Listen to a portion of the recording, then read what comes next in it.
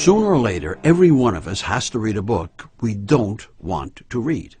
In fact, it's sometimes the very assignment, the requirement, that turns us against the book. We might know absolutely nothing about the book, except we don't want to read it. Nonetheless, we must read it. Our very job or grade may depend on it. All these factors are going to make the book that much more difficult, unless we can find a way to make it more bearable. Otherwise, you'll postpone the reading until either you fail the assignment or you turn to stone like this guy.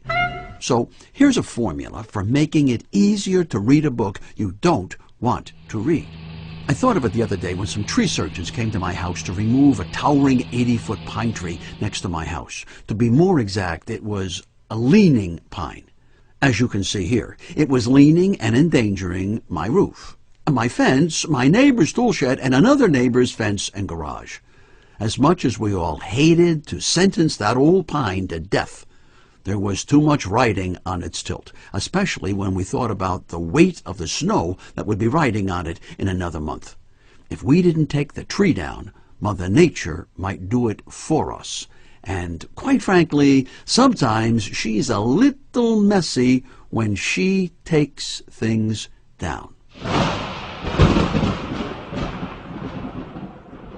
So like that book you don't want to read, the tree had to be taken down.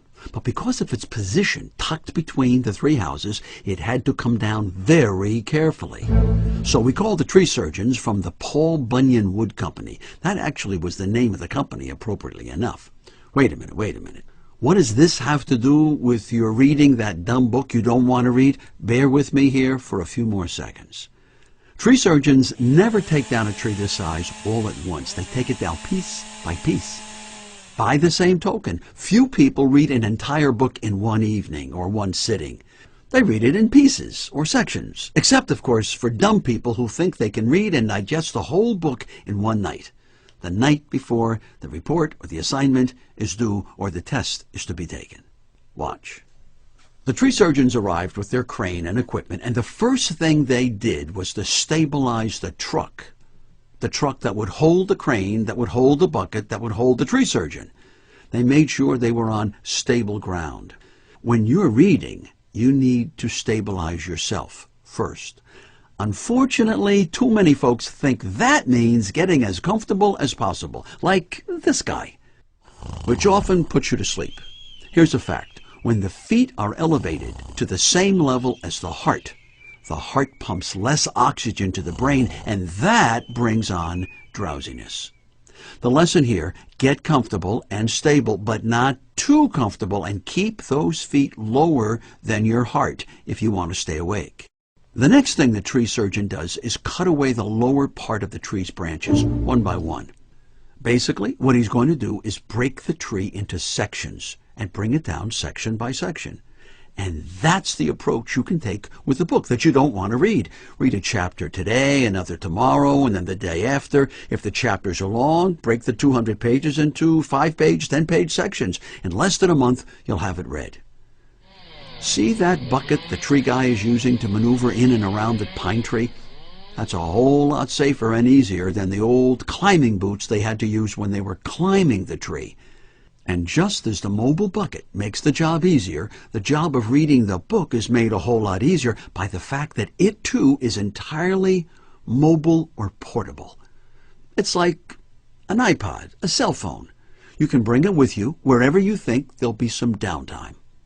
We all get 24 hours every day, regardless of our age or our job. One of the big differences in people is that some people get the most out of their 24 hours while others waste huge chunks of it, and then they wonder why they're so far behind. A book really is a kind of vehicle. It'll go as fast or as slow as you, the reader, want. It gets some of its energy from the author, but even more from you, the reader. Without the reader, the book isn't going to get read, no matter how talented the author.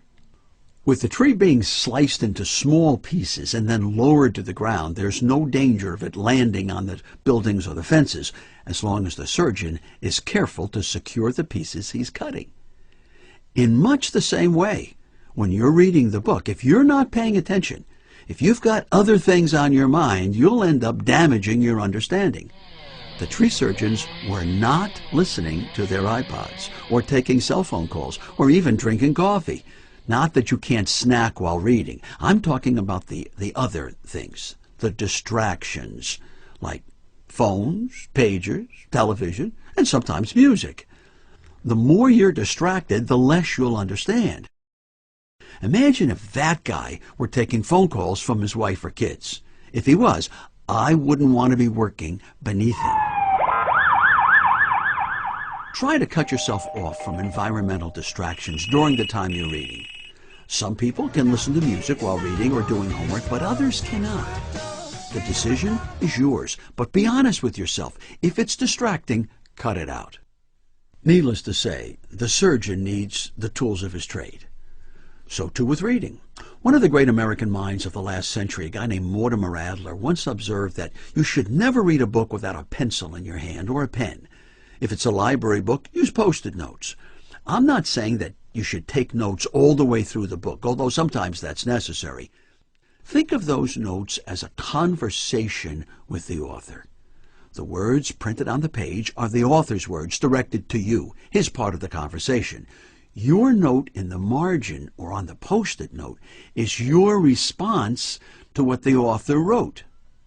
Believe it or not, this activity reinforces understanding. By adding a physical activity as small as note writing, you're engaging an extra part of your brain. The more active the brain, the more you remember and the less likelihood you'll fall asleep. That note-taking helps you digest the reading, much the way the tree surgeons take those branches they've trimmed and feed them into a wood chipper device that turns it all to sawdust and chips. The more you think about whatever you read, the better you can turn it into memory and ideas. When the surgeon was on the lower branches, he couldn't see much of the surrounding area, could he?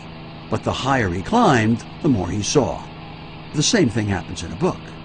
We're often confused in the early pages or chapters, not always sure of who's who and what's what, but the more we read, the more the plot and the characters come into focus.